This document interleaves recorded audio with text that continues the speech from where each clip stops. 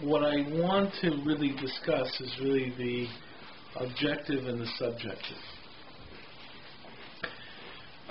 aspects of commitment to Torah.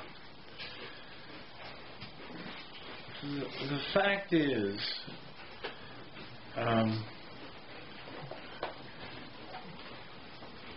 we have at a root issue the fact that individuals are accepting a certain system. It's called the Jewish system. They identify. Pardon? That could be many things. Right, it could be many things.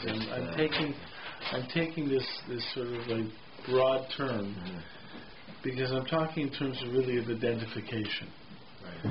Right. People identify as Jews, and then people come up with different aspects of what it means to identify as Jews. And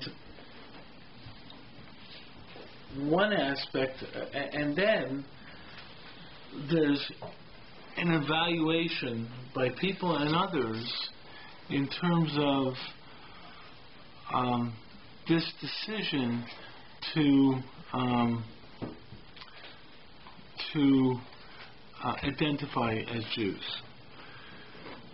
So let's go right back to a basic. Let's say, go to assimilation, and people are assimilating. What are we saying when people are assimilating? We're basically saying these people who assimilate no longer wish to identify as Jews. That's the extreme thing. I'm talking about full assimilation, right? Okay, I'm talking about the fact that people say, I don't want to identify as Jews. So then organizations across the spectrum want to take steps to get people to identify as Jews. You want to challenge assimilation on different levels. And right now I'm not talking religious, not religious, but even non-religious entities. The Federation wants to promote Jewish identity. They want to have people not necessarily assimilate. So therefore they're saying, yes, we want people to identify as Jews. So what are the arguments to get someone to identify as a Jew? What kind of arguments are there? Right? So people throw out various different arguments, but the fact is that what it comes down to is two different categories of arguments. One category of arguments is what I would call the subjective arguments. And subjective arguments is to somehow get a person to want to identify as a Jew based upon some drive within them that says you should be Jewish. Right? It's good for you to identify as a Jew. That's what I would call the subjective realm. And in many ways, the way that works is by finding something that touches a person in terms of some subjective way, some personal feeling, and then trying to foster it. Right? So, I'll give you an interesting example of that.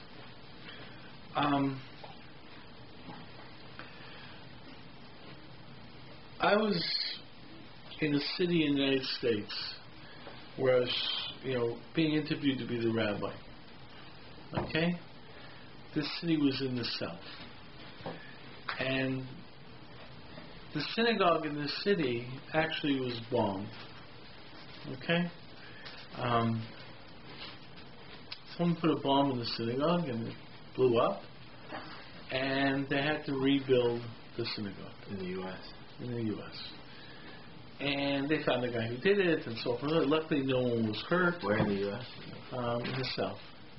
I don't want to say the exact city, but it was in the south. And they found the guy who did it and so forth and so forth. Luckily no one was hurt. He actually set the bomb for when he thought people would be there. He set the bomb for sometime around Mincha Maariv. Luckily, it didn't go off at that time. So basically, it didn't hurt anyone, didn't harm anyone. When they rebuilt the synagogue and so forth. And when I came, it was already in a new building, and this happened, a few years before. Okay, but I remember I met a member of the synagogue who was very active in the shul, right? And then someone told me that when did he get really active in the shul? It was after the bombing. He really wasn't involved in the shul before the bombing, but after the bombing he became really, really active. Why? Because he wasn't going to let those anti-Semites, get away with this. So his motivation for Jewish identity was very personal. It was like, I'm a Jew. He wasn't really that active a Jew. We're not talking about someone who was Orthodox or whatever. He wasn't really active in the shul, although the shul was an Orthodox shul. But he got involved in the Orthodox shul. He said, listen, and basically because he did have a feeling of being Jewish, and when someone took an action against him, then it really riled him and he really got involved. It was personal. And that's the way some people are, right? They get involved with some kind of feeling because, they don't care, but if you're going to be against my group, somehow I have some feeling for the group, and if you're going to be against my group, I'm going to stand up for my group. There's a lot of people who have very subjective feelings of being Jewish, like that, Other people, it's like they have other reasons that make them feel they want to be Jewish. And some people have kind of, they like the spirituality that comes with it. It's a personal feeling that they happen to like. A lot of people happen to like the lifestyle that goes along with being Jewish. And it might be an Orthodox lifestyle, it might be a non-Orthodox lifestyle, but they like that lifestyle of being Jewish, or they like identifying as a Jew, or they're brought up with the feeling, I'm Jewish, and it was drummed into them that was important to continue to identify as a Jew. Those are all subjective reasons. The objective reasons for being Jewish is basically that there's some objective distinction to being Jewish. And that necessitates belief in Torah. In other words, because there it becomes that God said that you should be Jewish. Okay, therefore it starts with a certain objective statement of reality that says it's important for you to be Jewish. Now, the truth is that aside from that, there's no real objective statement to be Jewish, except for, what's the other objective statement for being Jewish? Okay, people will tell you, whether you like being Jewish or not, other people will define you as Jewish, and therefore you better know what's coming at you whether you like it or not. So anti-Semitism becomes an objective reason for why people argue you have to be Jewish, because there's others, for whatever crazy reason, will define you that way, so you better protect yourself. And then there is the more positive reason. The fact is that HaKadosh Baruch Hu declares the Jewish people to be unique for whatever reason, and therefore there are responsibilities from that perspective. But there are many, many subjective reasons for why people are Jewish. They like being Jewish.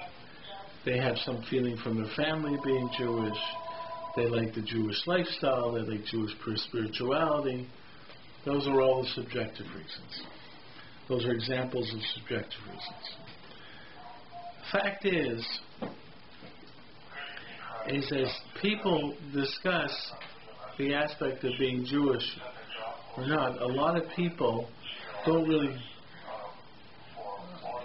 understand this distinction between the subjective and the objective. They don't fully understand the distinction that is applicable in this distinction between subjective and objective. Let me tell you what I mean by that. The fact is that subjective reasons explain why you're Jewish. They don't necessarily work as arguments for another person to be Jewish. The fact that I like matzo balls, maybe the other guy doesn't like matzo balls. So, so that's subjective. Objective is attempts to try and say you better be Jewish because there's some objective reason to be Jewish. This becomes the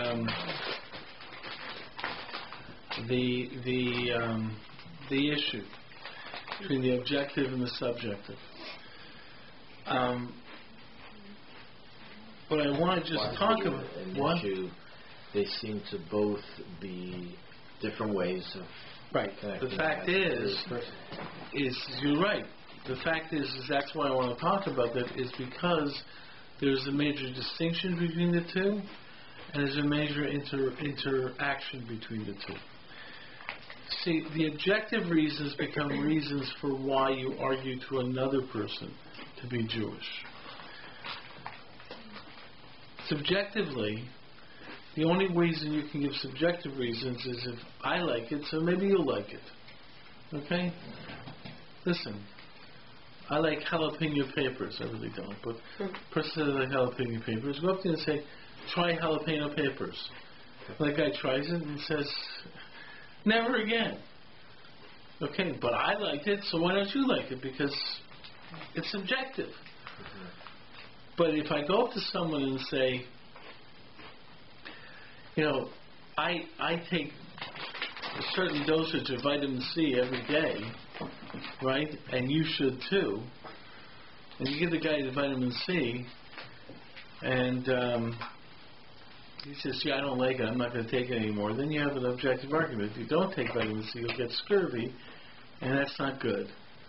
So therefore, you're giving an objective argument that says, listen, it's not because I like it that I take vitamin C. I take it because, objectively, human beings need vitamin C. Regardless if you like it or not, type of difference. So the point is that when you go over to another person and try to get him to try jalapeno peppers, he can make a subjective evaluation because you're subjective. You've made a subjective evaluation. But if you're trying to get him to take vitamin C, then you sit there and say, listen, I have an objective argument. And the fact is when it comes down to it,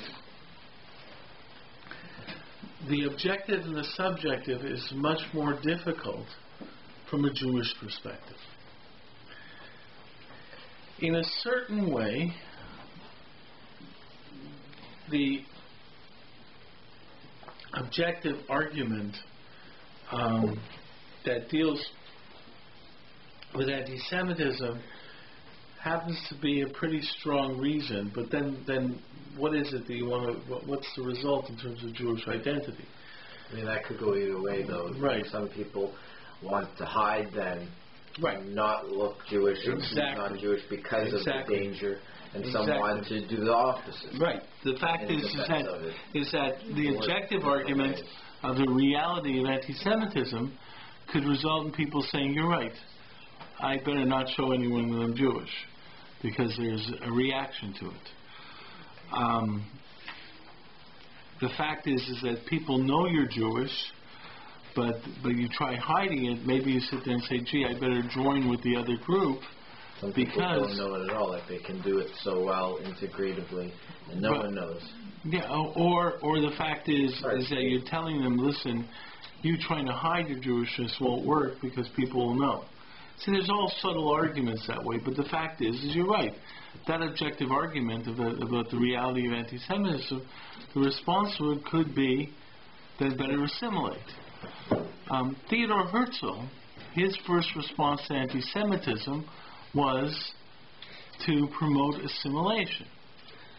Okay, that's why the Dreyfus case had such a major effect on him. Because he basically said the answer to the Jewish issue is we should all assimilate. And if we all assimilate, there won't be any anti-Semitism anymore. Because everyone will like us. Because we won't be any different. Then, right? What was that, the 20th century, the start of the 1900s? That was at the end of the 1800s. The 1800s? Yeah, so what happened with Dreyfus was that he was a totally assimilated Jew.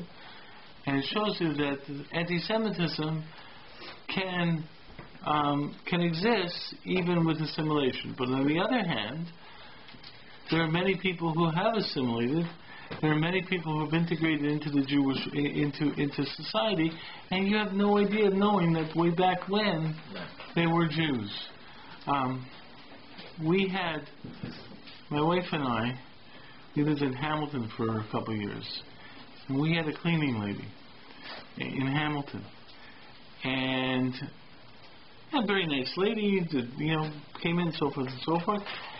And then one day, she told us about her family. Okay? It turns out that her great-grandmother, right, and she showed us a picture of her great-grandmother and her great-grandfather. Her great-grandmother was a Jewish lady from Russia, and her great-grandmother was a Jewish lady from Russia, and her great-grandfather was a runaway slave from the American South. And they met in Hamilton, and they got married. And she showed us a picture of her, I think it was her great-grandmother, with her great-grandmother's 4 daughters. And what you saw is a picture of, in the center, of what really looked like a nice old Jewish lady from Europe, right? Really like a normal, and her 4 black daughters. Okay, her daughters were all black because her husband was black, but the daughters were all Jewish, right? Born to a Jewish woman, and then this woman said that. Then this one pointed to one of the daughters and said, "This one is my grandmother, my mother's mother," which meant that this woman was actually Jewish, and we really didn't know that. We didn't know that. We were in an interesting situation because we now knew our cleaning lady really was Jewish. Which is interesting. Usually with cleaning ladies, before Pesach, we give her some stuff. This one, we really had to, very, very different in some of our way of relating to her, because she really was Jewish. But the fact is she herself was white, because her father was white and her grandfather was white and so forth. But anyways, what was interesting is the fact that people do integrate into society. And she did not identify as a Jew. The fact is that you see the argument of assimilation has some issues in terms of some arguments from anti-Semitism, some issues from anti-Semitism can push assimilation. Other people argue against assimilation because you better know that there's anti-Semites out there. This is an attempt at an objective argument, but there's arguments against it and so forth. But the fact is, what you usually find is mostly subjective arguments in the general world. It's great to be Jewish. It's fun being Jewish. They're both Jewish. One's subjective. But the fact is, the argument of Torah is really an objective argument. But the truth is, it's not everyone's argument. When it sits there and says, person comes over for a Shabbos meal and enjoys it, that's a subjective argument. see, you like Shabbos. Isn't it great to be Jewish? And there are a lot of people who start keeping Shabbos because they were introduced to it in such a way and people liked it. Without recognizing that it really was a subjective argument. The objective argument is you do it because the Kodesh Baruch Hu tells you to do it. But then that necessitates an argument that you really know that God tells you to do it. Right? And then what you run into is, and this is really the overlap here, is that you get people who are subjectively into it, but what happens is that it's not enough to be subjective, so therefore they start giving objective arguments, but sometimes the objective arguments are not that strong. In other words, what happens is a person starts getting into Shabbos, but it's not enough just to get into Shabbos, because Shabbos works, eventually you're told, because the Kodesh Baruch Hu tells you to keep Shabbos. So the truth is, if you're just keeping it because you like it, you feel sort of left behind. You sort of start buying the arguments, and you start reading the material, and therefore you start accepting the arguments. But really your motivation is subjective. But then what happens is, and you start running into people and saying, gee, I want to tell that person to keep Shabbos. So maybe you started with a subjective argument and say, hey, listen, come over to Shabbos and so forth, but the guy's not liking it so much. Therefore, you start getting to the objective argument. But since your real motivation wasn't the real objective argument, you were really starting to keep Shabbos because you like Shabbos and you like being religious and whatever, then you start buying any objective argument, and you really don't investigate whether those objective arguments really stand, a test. Okay? Because no one really challenges you with them. The point is, though, is that really objective arguments for Torah are very, very difficult in terms of absolute arguments. Fact is that it's really hard to argue anything in terms of history, because history generally works on consensus. It's a lot of different arguments in terms of history, and that's why when you read about history, you find different manuscripts and different perspectives, and there's a lot of different arguments. And the fact is that especially simplistic arguments from a historical perspective are difficult. But the point is that ultimately, the observance of Torah has to have some kind of objective element to it. It's a certain objective element that seems to be what you think is correct based upon your analysis to the best that you can. But the fact is that in a certain way there's also a subjective aspect to it, because most people who do buy the Torah argument, most of them have a subjective leaning towards it. Like, for example, if you're brought up from, you are already subjectively somewhat affected by your upbringing. The fact that, yes, there are people who are from who no longer are from, and so forth and so forth, but the fact is that we are affected by our subjective upbringing. And that's just a reality. That's just anyone. That's with anyone. Okay, so the point is, and we understand that from a Jewish perspective. We understand it the other way around. We consider someone who's not brought up from to be a tinik shenishma. So therefore, the person doesn't accept the objective arguments. We understand that there's a subjective leaning towards these arguments. But even in terms of the objective arguments, we understand the objective arguments have their own challenges and so forth. The point is that most people don't understand or don't want to recognize that their own relationship with Torah is a mixture of the subjective and the objective. You can't just be from by saying I like Jewishness or I like gefilte fish or I like spirituality. Okay, the fact is that, yeah, I guess you can be frum, but the point is that recognizing I like spirituality. That's why I hate the term post-denominational. I mean, post-denominational is a total rejection of any thought. When I hear the term post-denominational, it means beyond the denomination. It's not Orthodox. I'm not Orthodox, conservative, Reform, Reconstructionist. I'm post-denominational. Another. I don't want to get logged up in whether I'm Orthodox or conservative. What's wrong with that? Fact is that what it means is the real differences between the denominations is philosophical and theological thought. Okay. Orthodox and conservative Judaism believed in very different principles. Right. Okay, so the point is...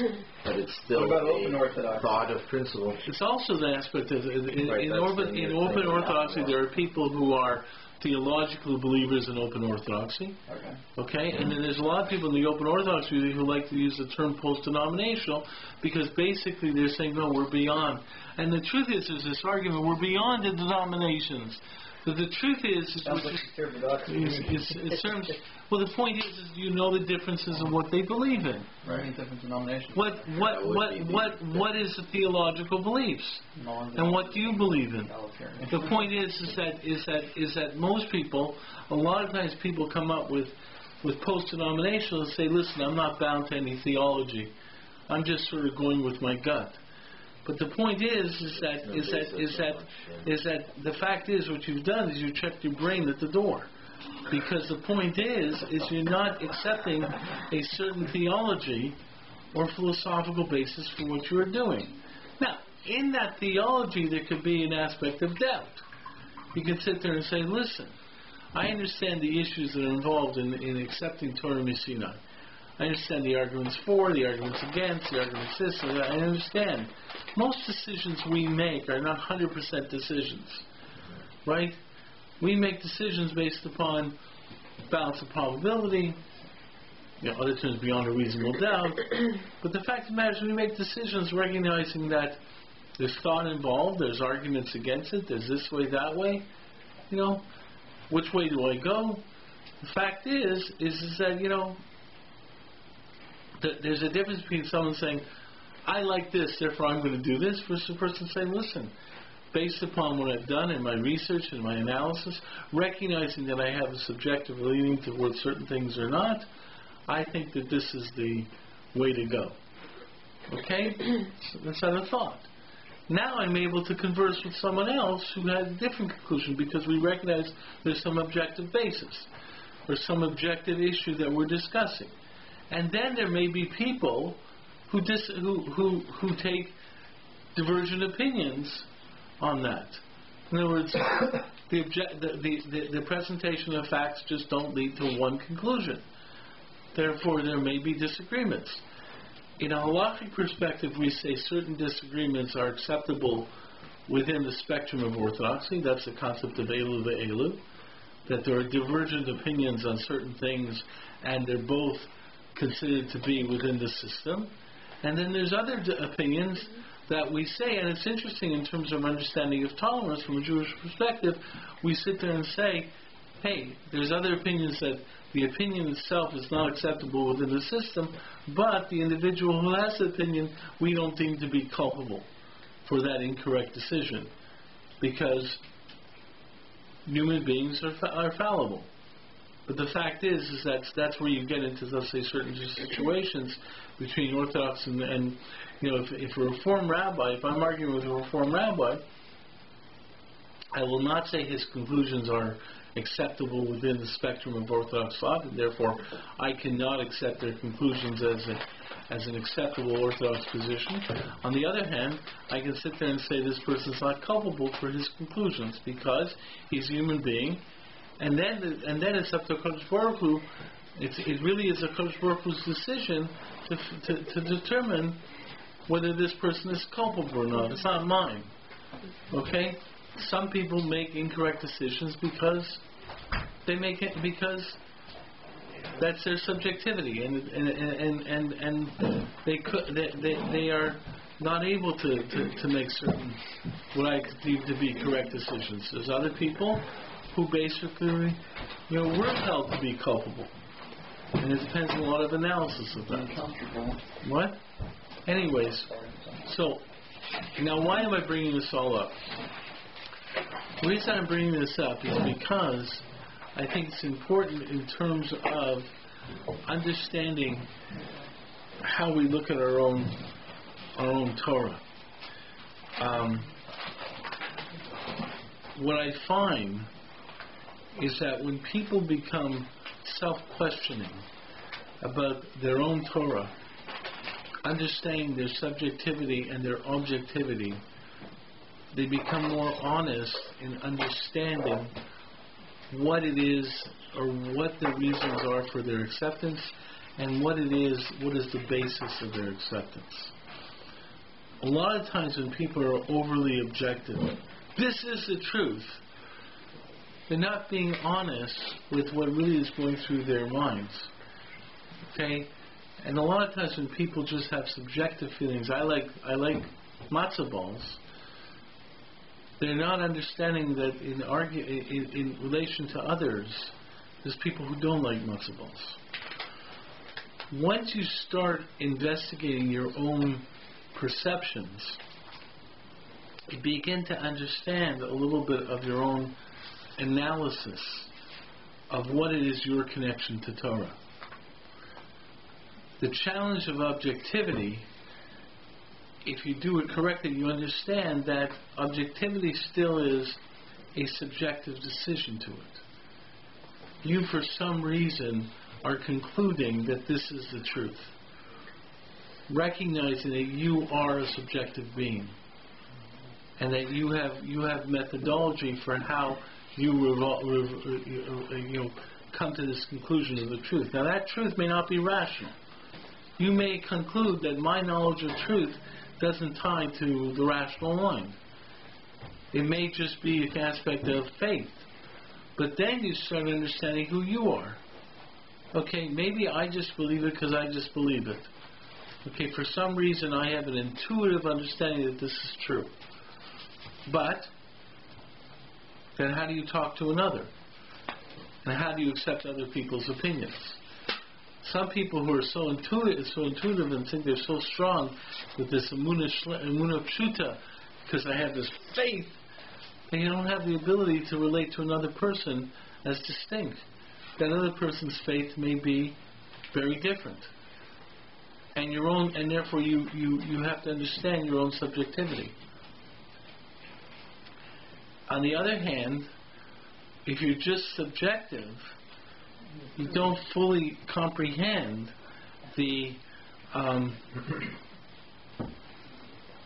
what the challenge is to you from the system.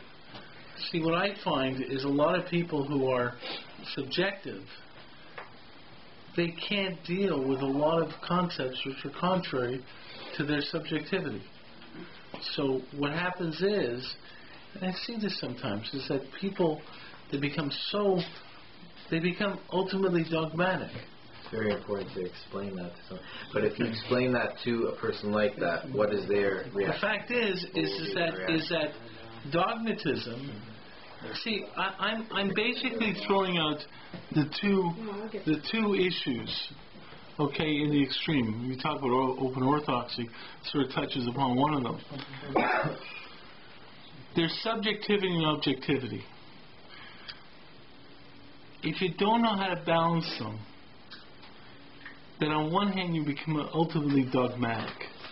I'm right, everyone else is wrong, and why am I right? Because I'm right, or I have some straightforward argument I'm right, and if you don't buy my argument for why I'm right, it's because you're weak in your head, and I'm absolutely right.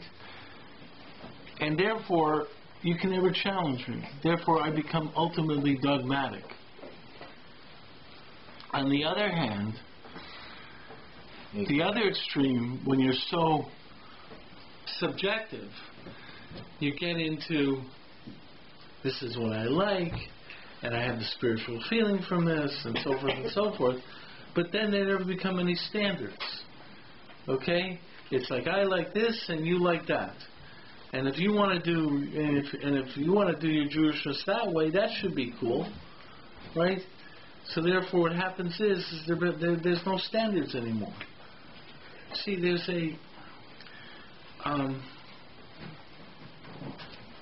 when you're balancing between the subjective and the objective, then basically you understand that when I think something is right, I have to understand the parameters of what I'm saying is right. It's because I came to a conclusion that it's right. On the other hand, my subjectivity doesn't necessarily mean that my perceptions of what's right is correct. Like for example, it took me a while in terms of, let's say, the balance between rational thought and people who are much more into just faith. If you're into rational thought, you think that every argument has to have a rational argument. And you think people who just follow certain things because of faith, you challenge them in terms of you have no rational thought behind it. The fact is, there are certain people who don't care about rational thought. There are certain people who really want their faith to be somewhat irrational, right?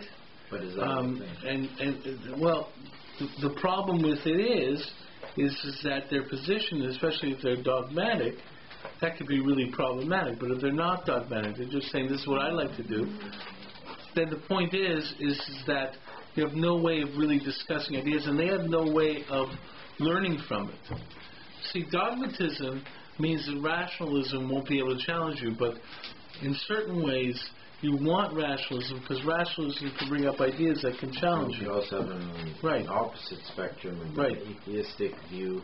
It's also like the dogmatic people. Right, but atheists can also be dogmatists. Similar style. Right, but atheism can also be dogmatic.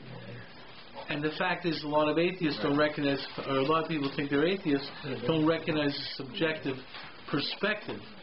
You know what I mean? You have to, you know, what I'm trying to get at, is that there's a place for the self, and there's a place for the objective. We used to have a slogan in Nishma called "From Sinai to Self." Everyone's Torah, in a certain way, is very much tied to self. Self is the subjective. That means the objective world of Torah connects to the subjective. And the same way, it does still have an objective nature to it. There's still aspects of Torah belief that says, yes, I have to believe in Har Sinai. So when I say I accept the truth of Har Sinai, am I making 100% statement, this is the dogmatic truth? No, because I recognize that it's my decision based upon my analysis that I think and I don't think I think in terms of a secondary idea. I think of it in terms of, after putting thought into it and so forth, I conclude that this event did happen. Without full recognition of what that event was, because in many ways it was beyond me, because it was revelational. And it dealt with aspects of godliness which I have no idea of comprehension. On the other hand, you say that without a doubt, like, you know, this is. I didn't say it. It's not. I didn't say it without a doubt. The fact is, you say it with the recognition of your own weakness as a human being in making decisions. The Fiani is daiti. According to my perspective, I think Sinai occurred. That's one aspect, but I recognize my limitations. On the other hand, because I recognize my limitations and recognize that the decision flowed from my own self, as my conclusion, in other words, given my facts, I came to this conclusion, I recognize that I'm involved in the decision making. Well, I am involved, and I'm a person who's connected to this. Okay, and therefore, that's why my style of Torah is different than other people's style of Torah. What would be the decision that you took to realizing that? That goes into what, you know, it's why I think Har Sinai occurred. Yeah. Okay, that's a whole different thing. What brought you to that decision? Like that's part of it. And also, I recognize that a lot of it had to do with my own experiences. My own experiences. A certain way, and And also the fact is I go through a recognition of the intelligence of Chazal. See, one of the things that and this is just to the aside, Christianity cannot accept Jews as, classic Christianity cannot accept Jews as proper decision makers. Okay? But their system is also not. Let me explain what I mean by that. Okay. When I was a rabbi in Kingston, New York, there was a guy there. There was an Anti-Defamation League chapter, and the person involved was a member of my shul. He said, "Rabbi, it seems to be there was a Sunday morning radio show, and many people are concerned that it was anti-Semitic." And we'd like to find out, see if the ADL should get involved, and the chapter in Kingston should get involved. This was like a local radio show. It was obviously some type of church program. So I said, okay, what do you want me to do? So he said, well, Rabbi, we have the script for the show. They actually had issues. They called into the radio show, and the radio show was very happy to send a transcript for that show. Fascinating, which means the radio show had no idea that people might be calling in for the transcript to check it out. So they said, we have the transcript. The transcript, the show was transcribed and said they could send out in the mail. This was on the show. What are they going to speak about? What they did, spoke about already. The record of conversation. The record of what they spoke about on the show. It's like a script. It was a script for the show. Okay. So they sent it to me. So they said, Rabbi, so the guy said, if we show you this transcript, could you tell us whether it was anti-Semitic or not? Because the guy was talking about certain aspects. I said, okay. Because there was obviously an aspect in their faith and so forth. So I take the transcript, and I start reading it. I said, you know something? Every time they use the word Pharisees, just put in the rabbis. Now, what do you think? This guy took the transcript, started reading it, and he started using the word the rabbis rather than the Pharisees. He says, this is clearly anti-Semitic. Well, guess what? In classic Christian thought, you have to attack the Pharisees. Right? Now, why do you have to attack the Pharisees? Well, let's understand it. Who were the Pharisees again? The Pharisees were Chazal. Oh. Okay? Now, let's understand it. You believe something happened that came up with some theological conclusions. Right? Okay. Okay? Well, why did they... Now, the people... Why? Very simple. You said this happened and that this led to a certain theological conclusion. Right? That really was the theological conclusions of Christianity. So they knew the oral Torah? No, wait a sec. No, wait a second. Okay. At that time, people were saying this is the theological conclusions of Christianity. This group of people were saying these were theological conclusions, and that they were conclusions from their understanding of Judaism. Right? That's what the early Christians were. The early Christians who lived in Israel at that time believed in this early Christianity, which they said was the true representation of Judaism. Right? Now, this idea did not really sell in Israel. Where did it really sell? Out in Asia Minor, specifically to non-Jews. But in Israel, they had a small group who bought this, but the majority of Jews did not buy it. Now, why did the majority of Jews not buy it? Because the majority of Jews who knew Torah didn't think that this represented Torah. And the real thinkers of that group, the Chazal, totally didn't accept it. Right? The tefillah, the thing we say, when we say in Shemona Esrei, in the Mashri Motei Tikva, that bracha was specifically written to try and separate. It was basically written that against the Hebrew Christians. Nishma. Okay. The fact of the matter is that the Hebrew Christians did not make a dent into the Jewish population and not into Chazal. So what did the Hebrew Christians have to do? If they're saying, oh well, this guy showed up and this is the theology and so forth, and we argue that this is the theology, okay, and then they say, okay, but those guys say you're wrong.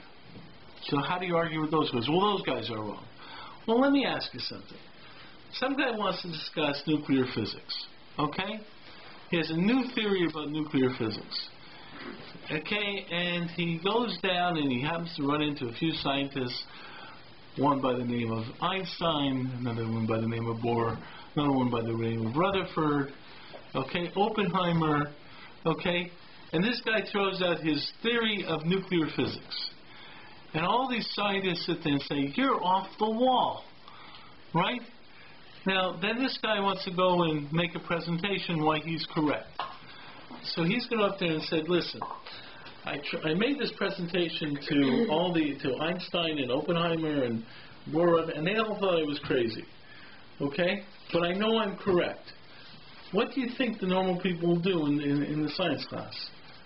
If the top people in nuclear physics all think you're off the wall, wait a second, I don't think your argument is so strong. So the truth is what happened is that Hebrew Christians were arguing, no, this is the correct understanding of Judaism, but the people who were the scholars of Judaism, the people who studied, the vast majority of people who studied Judaism, were all saying you're wrong. So therefore, this little splinter group couldn't get a hold in Israel. So where did they went up to Asia Minor? They went to non-Jews. And they started saying, listen, and then they dropped the necessity to be uniquely Jewish. And these guys said, so these guys in Asia Minor say... They still need to be convinced. They don't have any reason to Well, why are they buying it? But why are they buying this argument? Because they want to become monotheists. And there was a strong trend among the people to want to become Jewish. There was a strong movement to become Jewish. The fact is the reason, it was one of the big impediments was circumcision.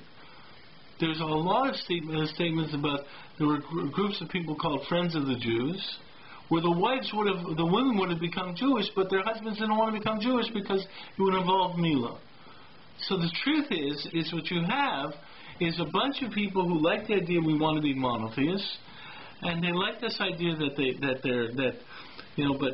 you have to be Jewish, you have to do that. Here comes a guy who says, listen, some miraculous thing happened there, some guy showed up, and now you don't have to do Milah anymore, you don't have to do circumcision anymore, and you can accept the one God, and this is it. Okay? So then comes the argument, okay, but how come the Jews aren't accepting it? So what was the classic argument of Christianity? People were saying. Why would the Jews accept you? They don't even think. Well, hey, you came out of that land. Most of the people aren't buying this argument. Why aren't they buying this argument? Well, one argument that Christians came up with is the Jews made a deal with the devil. That's why they rejected. Thank you. That's exactly it. What was their argument? Their argument was the Pharisees, were no longer to be trusted. And therefore they gave the argument that the Jews no longer, that's why the Jews became, the Jews were a living statement. Jesus showed up in our land, we didn't accept his arguments. We didn't accept his prophecy. We didn't accept his miracles. So there's a statement that his statements are wrong. The point is that if all those people said his statements are wrong, you got to deal with it. So the truth is what became was the argument where the Pharisees became evil. So that's why in that statement they attacked the Pharisees in that church program, because the Pharisees must have been evil, because they're the ones who didn't accept Jesus. Well, lo and behold, who were they? They were Chazal. Yes, the great rabbis of Judaism didn't accept this argument. Now, turn it the other way around. that becomes a pretty good argument not to accept Christianity.